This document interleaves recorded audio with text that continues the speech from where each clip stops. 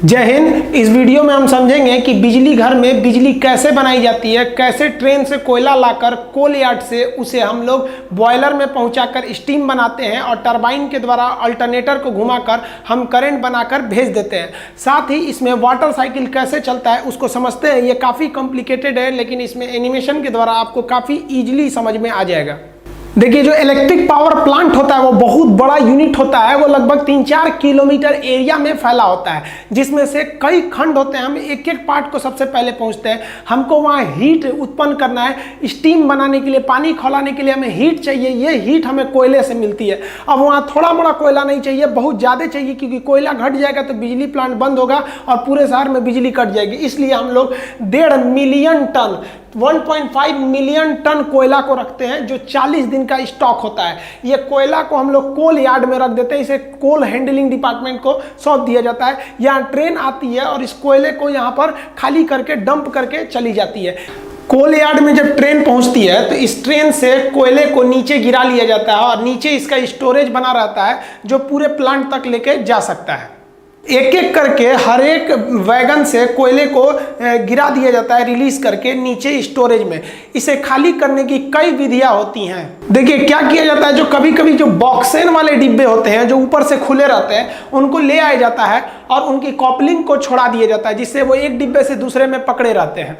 और उसके बाद ये जो मशीन होती है, लिफ्ट मशीन, इसको पूरी तरह से उल्टा कर देती है, जिस वजह से इसमें का सारा कोयला थर्मल पावर प्लांट के कोल यार्ड में नीचे चला जाता है और नीचे इसे कन्वेयर द्वारा उठा लिया जाता है। फिर इसको ये मशीन जो है केवल इसी बॉगी को पकड़ती है और फिर सीधा रख देती है। फिर उसकी कॉपलिंग को कर दिया जाता है और इस ट्रेन को आगे के लिए रवाना कर दिया जाता है। तो कई विधियां द्वारा इस कोयला को कोल यार्ड में खाली किया जाता है। एक मशीन द्वारा उस गिराए गए कोयले को हम लोग उठा लेते हैं। जैसे ये मशीन देख रहे हैं, तो ये यहाँ से ऐसे उठा लेगा यहाँ से और इस पर गिरा देगा, ये कन्वेयर द्वारा, और ये इस पर गिरेगा ना, तो इस रास्ते से ये आगे जा सकता है। यहाँ से कोयला उठाएगा और इसी कन्वेयर पे गिराएगा, इसके रास्ते ये यहाँ आके यहाँ गिरेगा और यहाँ से ये मशीन द्वारा आगे बढ़ जाएगा। कोल यार्ड से कोयले को उठाने के लिए बहुत ही बड़ी ये भारी भरकम मशीन का प्रयोग किया जाता है। ये काफी दूरी तक चल सकती है और इसके लिए एक ट्रैक बना होता है और ये अपने हाथ से कोयला उठा सकती है। इसका जो हैंडल होता है ये काफी दूर तक जा सकता है, अगल बगल के यार्ड तक, और ये मशीन को फिर आगे पीछे चलाया भी जा सकता है। ये ऊपर नीचे भी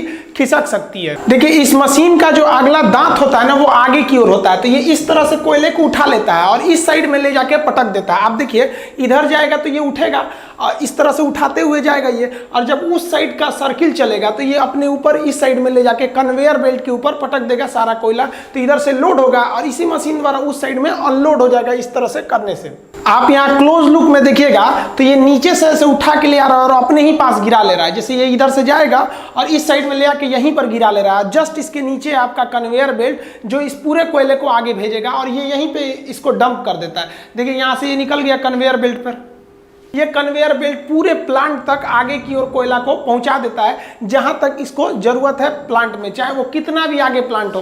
तो किसी भी पावर प्लांट में कोल हैंडलिंग बहुत बड़ा एरिया होता है। कन्वेयर बेल्ट जो होता है, एक पट्टी होती है, दोहरी पट्टी, जो किसी रोटेटर पर घूमती रहती है। जैसे यहाँ हम कोई चीज को गिराएंगे तो ये इसी पर घूमते रहेगा। अब ये पट्टी यहाँ जाके अंदर हो गई है तो मटेरियल यहीं गिर जाएगा। तो एक ही पट्टी द्वारा हम इसको गिराते रहेंगे। अगर मान लीजिए इससे भी आगे ले जाना है तो एक और कन्वेयर बेल्ट यहाँ लगा देंगे, वो इससे भी आगे ले जाएगा। नहीं तो यहीं पे काम है तो यहीं पे छोड़ देंगे हम। तो ये कन्वेयर बेल्ट जोड़ के हम किसी भी चीज को बहुत आगे तक ले जा सकते हैं। ये जो कोयला होता है इसका कोई आकार ही फिक्स नहीं होता है, ये बड़ा भी हो सकता है, छोटा भी हो सकता है। तो इस कोयला को इस कन्वेयर बेल्ट के माध्यम से आगे भेजते हैं हम लोग क्रशर मशीन में।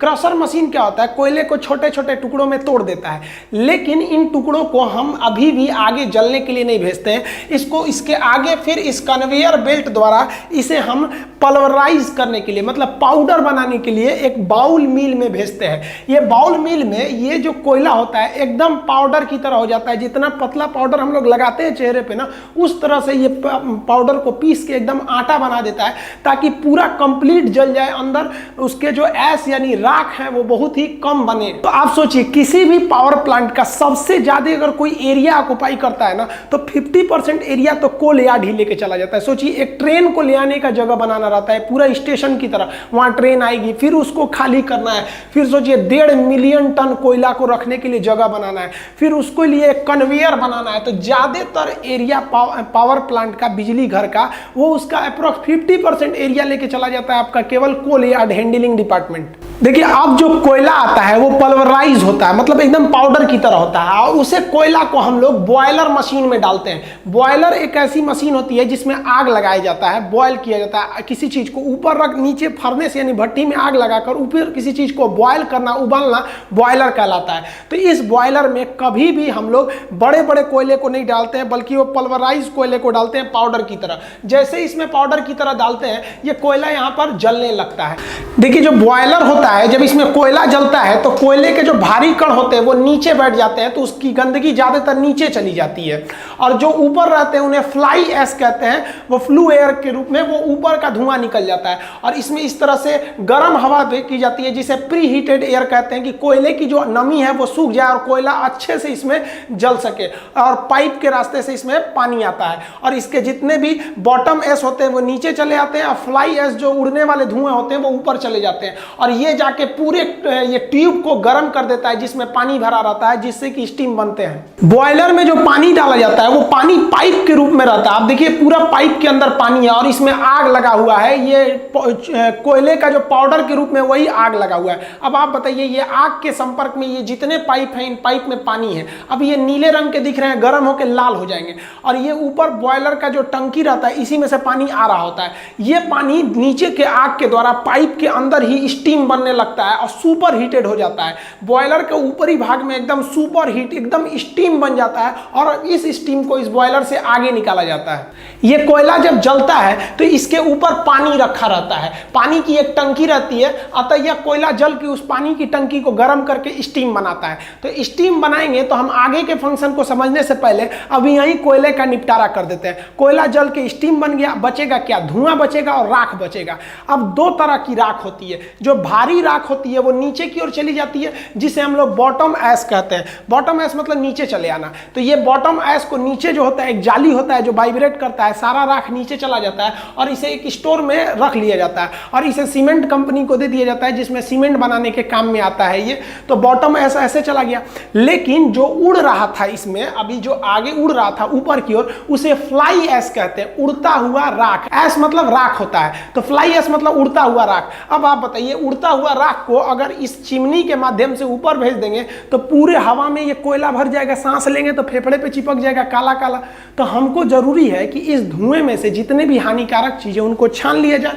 तो इसको छानने के लिए इस बॉयलर का धुआं जहां से बाहर निकलता है वहां पर एक मशीन लगा दिया जाता है, जिसे कहते हैं इलेक्ट्रोस्टैटिक प्रिसिपिटेटर। ये क्या करता है? ये निगेटिव चार्ज होता है और किसी भी धूल कण को अपने पास चिपका लेता है। जो बड़े बड़े धूल कण थे वो तो बॉटम ऐश के रूप में नीचे चले गए, जो छोटे छोटे फ्लाई ऐश थे उनको ये ESP डिवाइस यानी इलेक्ट्रोस्टैटिक्स प्रिसिपिटेटर क्या करता है? अपने पास इकट्ठा करके रख लेता है, और उसके बाद से इसको छोड़ता है ये हवा में, इस टावर इसके माध्यम द्वारा, चिमनी के द्वारा। तो ये कम हानिकारक होते हैं। अभी के समय सबको भी, किसी भी कंपनी को जो बिजली घर चला रही है उसको ESP डिवाइस लगाना जरूरी है।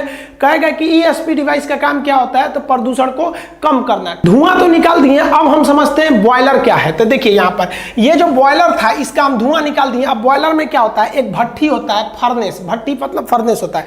तो इसके नीचे से तो चला गया आपका बॉटम ऐश, और ऊपर से धुआं निकाल दिया है। जो इसमें आग जल रही है उस गर्म हवा को हम लोग फ्लू गैसेस कहते हैं। ये फ्लू गैस क्या होती है? पानी को खौलाती है। अब आपको लगेगा यहाँ से यहाँ तक एक बड़ा सा टंकी रहता है।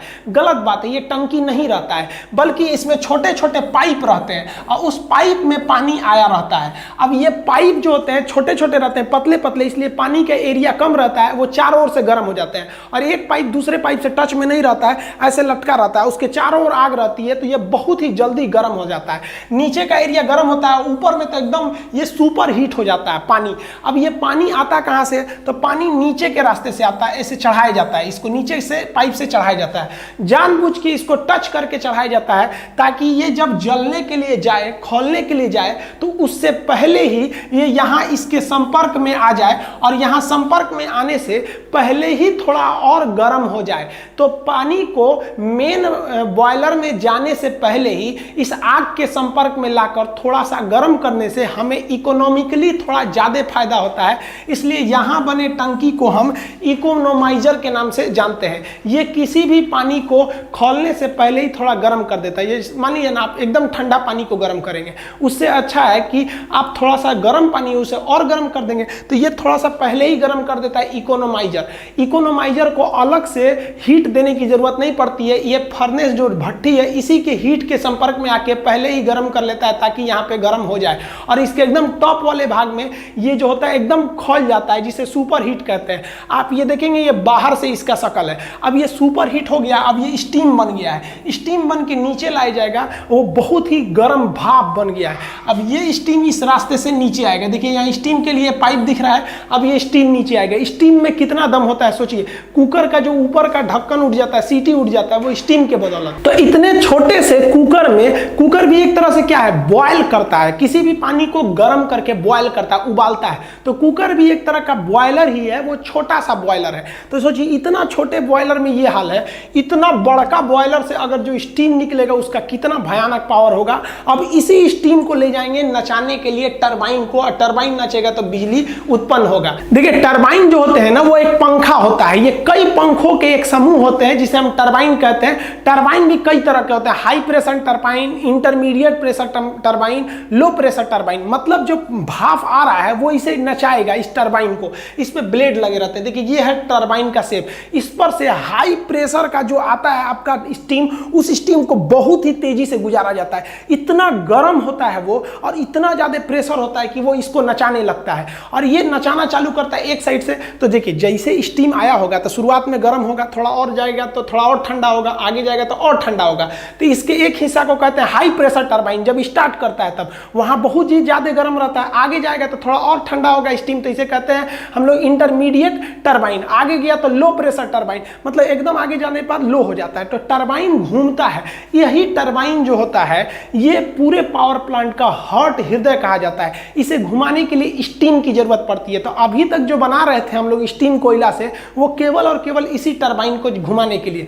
लेकिन एक समस्या सोचिए, ये खुले हुए टरबाइन पर अगर स्टीम मारेंगे तो भाप तो बिखर जाएगा, उतना प्रेशर नहीं लगा पाएगा। तो इसको क्या किया जाता है ना, ढक दिया जाता है। जैसे ये टरबाइन है ना, तो इसको चारों ओर से ढक दिया जाता है, इसका एक प्लेट से ऐसे ढक दिया जाएगा। जैसे यहाँ देखिए, यहाँ पर ढका हुआ, आधा ढका हुआ है यहाँ पर, यहाँ से प्रेशर घुसा दिया जाता है इसके अंदर। जो स्टीम के अंदर प्रेशर जाता है वो इस रास्ते भेज दिया जाता है ताकि स्टीम यहाँ से अंदर जाके टरबाइन को घुमा सके। यहाँ देखिए ये जो पीला वाला पार्ट दिख रहा है आपको, यही है आपका टरबाइन। अब इसके अंदर स्टीम कहाँ से गया, तो ये देखिए ये वाला एरिया जो है ना, ये ऊपर से ये स्टीम इसको लेके आया, इसके अंदर ले गया स्टीम। अब देखिए ये इसके अंदर चला गया तो स्टीम बाहर नहीं निकल पाएगा और अंदर टरबाइन को खूब तेज नचाएगा। और टरबाइन नचेगा तो टरबाइन से जुड़ा रहता है जनरेटर। ये जो जनरेटर होता है यही चलने लगेगा और इसी से हमको बिजली मिलेगी। टरबाइन में जब स्टीम पहुंचता है तो सबसे पहले जो होता है हाई प्रेशर टरबाइन घूमता है, जिसका साइज छोटा होता है, क्योंकि जो स्टीम आ रही है ये पहले गर्म है, इसका प्रेशर बहुत ज़्यादा है। ये इसको घुमाने के बाद इंटरमीडिएट पे जाती है, फिर एकदम लो प्रेशर टरबाइन, ये बड़ा होता है, इसको घुमाना ईजी होता है, तो ये कम प्रेशर पे भी घूम जाता है। इसको घुमाने के बाद अब ये घूमेगा तो इसी से जुड़ा हुआ है उधर का अल्टरनेटर, वो जनरेटर घूम जाएगा और जो यहाँ में स्टीम बना हुआ है भाप, उसे नीचे की ओर कंडेंसर में भेज दिया जाता है। देखिए इस रास्ते से जैसे ही इसमें गर्म एकदम हॉट स्टीम पहुंचेगा, भाप पहुंचेगा, तो भाप में बहुत ज़्यादा ताकत होता है, वो इसको नचाएगा। ये जैसे नचेगा तो जो इसके बीच का रॉड है जिसे शाफ्ट कहते हैं, इस शाफ्ट को इस जनरेटर के शाफ्ट से जोड़ दिया गया है। अब ये जनरेटर नचने लगेगा। अब ये काफ़ी हैवी शाफ्ट है, ये जितना तेज नचेगा उतना ही तेज ये इस जनरेटर को नचाएगा। आप कहेंगे जनरेटर से बिजली मिलता है, घर पे भी तो जनरेटर चलाते हैं, तो सेम चीज़ तो घर पे भी करते हैं। यहाँ कोयला जला के कर रहे हैं और घर पे आप डीजल जला के करते हैं, लेकिन उसका पावर कम होता है, इसका पावर बहुत ज़्यादा होता है। ये जनरेटर जो होता है ना आपके घर के बराबर होता है, इतना बड़ा जनरेटर होता है। तो नचाने के लिए ज़्यादा एनर्जी की जरूरत पड़ती है। आप समझते हैं इस जनरेटर के अंदर क्या सिस्टम होता है। देखिए ओरेस्टेड नामक एक वैज्ञानिक थे, इन्होंने कहा था कि जब बहुत ही तेज करंट जाता है, बहुत हाई वोल्टेज का करंट जाएगा तो उससे चुंबक पैदा हो जाएगा। आप देखे भी होंगे हाई वोल्टेज का जब करंट जाता है तो उसके अगल बगल में मैग्नेटिक फील्ड आता है, आपको खींच सकता है थोड़े दूर पर ही, उसे हम लोग वर्चुअल कंडक्टर भी कहते हैं, दूर से ही खींच लेता है।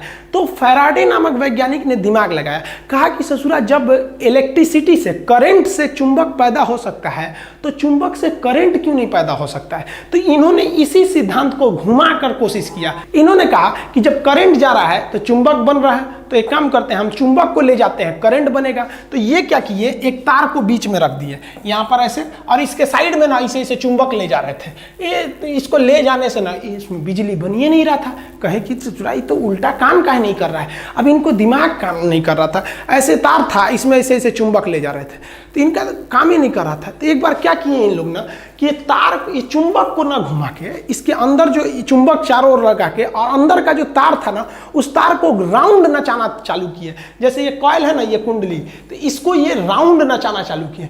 राउंड नचाने से ना यहाँ पे बिजली मीटर लगा के, अमीटर लगा के नाप लिया गया कि भाई करंट पैदा हो गया। ये करंट कैसे पैदा हुआ, तो देखिए किसी भी चुंबक का ना एक चुंबकीय क्षेत्र होता है जिसे हम चुंबकीय बल रेखाएं कहते हैं। तो ये यहाँ तक चुंबकीय बल रेखाएं इसकी निकली हुई हैं, और इधर से भी जो चुंबक है इसकी भी चुंबकीय बल रेखाएं इधर निकली होंगी। तो ये सिद्धांत दिया गया कि जब दो चुंबकीय बल रेखाओं के बीच में कोई कंडक्टर या कोई कॉपर का वायर कॉइल उसको काटेगा तो इस कॉइल के अंदर खुद ब खुद बिजली पैदा हो जाएगी। अतः ये दोनों एक दूसरे के पूरक सिद्धांत हैं। इन्होंने कहा कि बिजली से चुंबक पैदा होगा, तो इन्होंने कहा कि भैया चुंबक से भी बिजली पैदा हो जाएगा। ये होता है अल्टरनेटर। ये जो अल्टरनेटर और डायनेमो, इसका एक अलग चैप्टर होता है, इसको हम उसमें समझाएंगे। अभी आप मोटा मोटी यही समझिए कि जहां दो चुंबक रख देंगे, उसके बीच में अगर आप किसी भी तार को इसे घुमाएंगे, अब बहुत हाई स्पीड में घुमाएंगे, तो वो जो चुंबक का ये जो बल रेखाएं थी वो बदल जाएंगी आपकी विद्युत में, और आपको तार पर बिजली की प्राप्ति हो जाएगी। तो जनरेटर के अंदर इसी को घुमाया जाता है। तो जितना जो टरबाइन लगाए थे, वो टरबाइन का जो शाफ्ट था वो इसी से जोड़ दिया जाता है, टरबाइन को इससे जोड़ दिया जाता है। अब जो स्टीम आ रहा है वो नचाएगा टरबाइन को, टरबाइन नचाएगा इस कॉइल को, अब कॉइल क्या करेगा, इसके चुंबकीय क्षेत्र को इसके चुंबकीय क्षेत्र के बीच में घूमेगा, तो उनके चुंबकीय क्षेत्र को काटेगा, इसमें बिजली उत्पन्न हो जाएगी, और यहाँ से आप वायर के रास्ते से, ट्रांसमिशन लाइन से भेज सकते हैं आप बिजली को। तो यहाँ समझिए, ये वाला जो एरिया है ये आपका क्या चीज है, टरबाइन है, इसमें ही वो घूम रहा है आपका टरबाइन, और ये जुड़ा हुआ है इस जनरेटर से। इस जनरेटर के दोनों ओर क्या रखा हुआ है, चुंबक है, उसके बीच में कॉइल को वो तेजी से घुमा रहा है। अब ये जो स्टीम आ गया रहता है, इसके अंदर जो भाप आई रहती है, वो भाप का टेम्परेचर 540 से 1000 डिग्री सेल्सियस गर्म रहता है, इतना टेम्परेचर रहता है। और वो भाप इतना ज्यादा दबाव बजाती है कि टरबाइन के एक ब्लेड पर 250 केजी का प्रेशर लगाती है। इतना भयानक, सोचिए 250 केजी का मतलब 4 आदमी के बराबर। एक पंखा पर अगर 4 आदमी के बराबर इसे मारा जाए लोड, ऐसे कितना तेज घूमेगा। तो इतना तेज प्रेशर से वो टरबाइन नचता है। अब ये टरबाइन आगे जुड़ गया रहता है इस जनरेटर से, जनरेटर को ही, जनरेटर के अंदर के भाग को हम लोग अल्टरनेटर कहते हैं। जैसे ये देखिए टरबाइन है, ये अंदर अंदर जुड़ा हुआ है इस वाले जनरेटर के हिस्सा से, ये अल्टरनेटर हो गया यहाँ पर। अब ये अल्टरनेटर जो होता है घूमता है 3000 आरपीएम, यानी राउंड पर मिनट, 1 मिनट में 3000 बार घूम जाता है, जिससे कि चुंबकीय फ्लक्स कटने लगते हैं और बिजली बनने लगता है। जैसे देखिए ये है आपका टरबाइन, इस टरबाइन में स्टीम आया होगा और वो स्टीम घुमाया होगा। ये है शाफ्ट, शाफ्ट उसको कहते हैं जिस पर कोई भी चीज घूम रही होती है।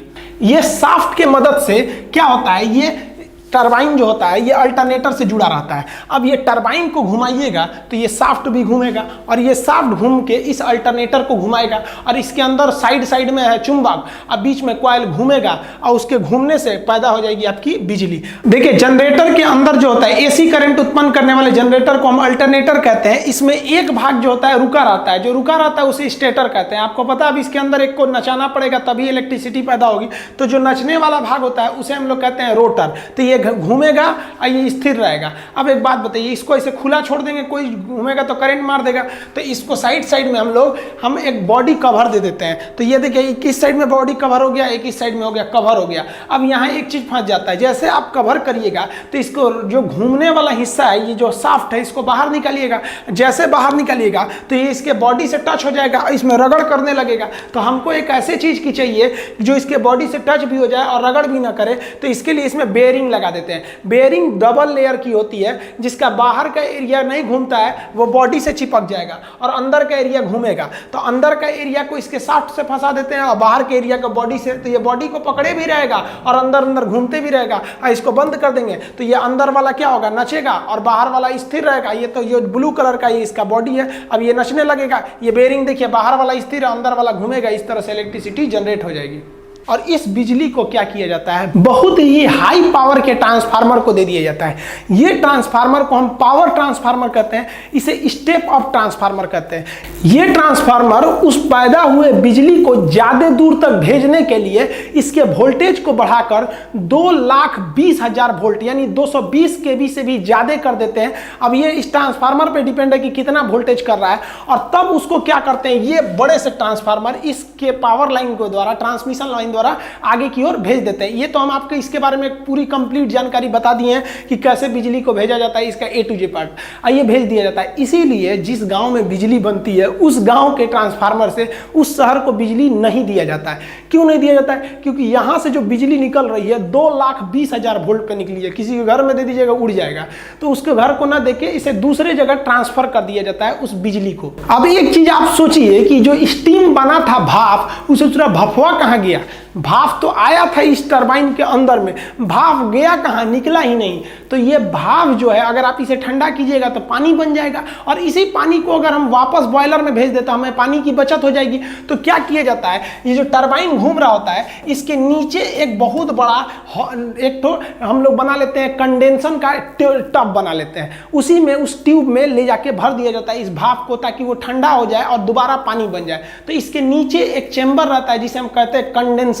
वो कंडेंसर जो होता है इसे ठंडा कर देता है। ठंडा करने के लिए हम एक कूलिंग टावर का प्रयोग करते हैं। ये जो आप इसके ऊपर से देख रहे हैं ये धुआं नहीं निकल रहा है, जो भाप आया है वही निकल रहा है। तो एक बात बताइए, भाप को हवा में भेज दीजिएगा तो ये पानी बन जाएगा, तो फायदा क्या है। तो इसको हम लोग ठंडा करके दोबारा यूज कर लेते हैं इस कूलिंग टावर की मदद से। देखिए धुआं निकलता है इसके मदद से, ये है आपका चिमनी, ये जुड़ा रहता है आपका बॉयलर से, यहां से धुआं निकलता है, और ये जो है ना ये आपका कूलिंग टावर, ये ठंडा करता है उस भाप को। ये कैसे करता है तो समझिए ध्यान से, इसके नीचे का भाग आप देखिए जाली के समान है, इसमें से नेचुरली ठंडी हवा जाती है। अब ये किस प्रिंसिपल पे काम करता है, तो देखिए ये जो कूलिंग टावर है इसके दो हिस्से होते हैं। जो स्टीम आया है उस स्टीम को पाइप के माध्यम से इसके ऊपर चढ़ा देते हैं।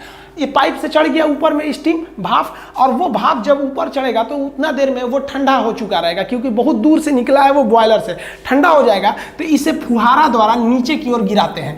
जब फुहारा द्वारा नीचे की ओर गिराते हैं तो ये पानी ये और ठंडा होने लगता है, और चिमनी के नीचे जो खोखला एरिया होता है देखिए ये, यहाँ से क्या होती है, ठंडी हवा ऊपर जाती है। तो ऊपर से स्टीम नीचे आ रहा है और नीचे से ठंडी हवा ऊपर जा रही है, बस ये दोनों मिलकर पानी बन जाते हैं, और नीचे इसके जो बेसिन होता है जहाँ ये पानी जमा रहता है वहां पर ये जमा हो जाते हैं, और इसी पानी का हम दोबारा यूज कर लेते हैं, जिसे हम वाटर साइकिल कहते हैं। ये सबसे जरूरी होता है किसी भी पावर प्लांट में वाटर साइकिल को समझना।